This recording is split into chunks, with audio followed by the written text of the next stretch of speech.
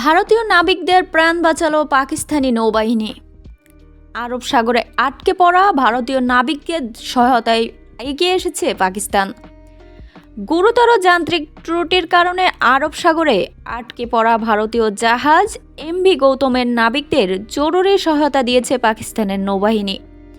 গত মঙ্গলবার পাকিস্তানের সামরিক বাহিনীর বিবৃতির বরাত দিয়ে এক প্রতিবেদনে এই তথ্য জানিয়েছে রয়টার্স। আটকা পড়া সেই ভারতীয় জাহাজটির নাম এমভি গৌতম।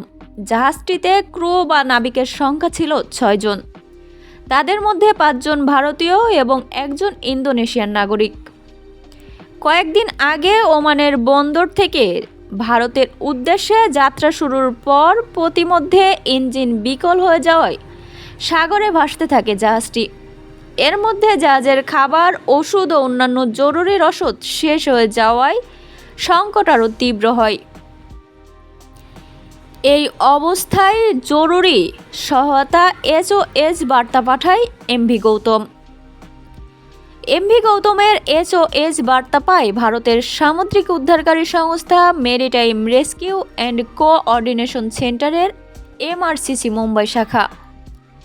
বার্তা পাওয়ার পর MRCC ইসলামাবাদে যোগাযোগ করে এবং পাকিস্তানের সরকারের কাছে সহযোগিতারও অনুরোধ জানায়।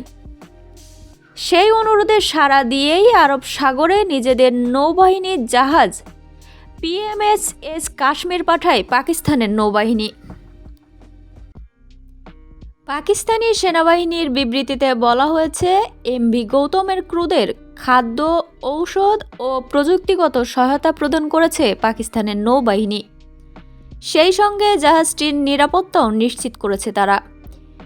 এই অভিযানে পাকিস্তানের নৌবাহিনীকে সহযোগিতা করেছে দেশটির সামুদ্রিক উদ্ধারকারী সংস্থা Pakistan maritime security agency PMMS।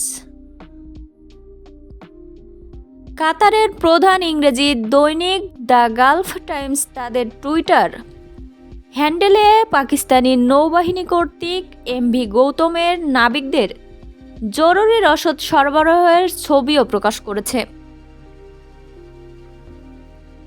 এর আগে গত মাসে আরব সাগরে আটকা পড়া একটি জাহাজের 18 জন ক্রুকে উদ্ধার করেছিল পাকিস্তানের নৌবাহিনী।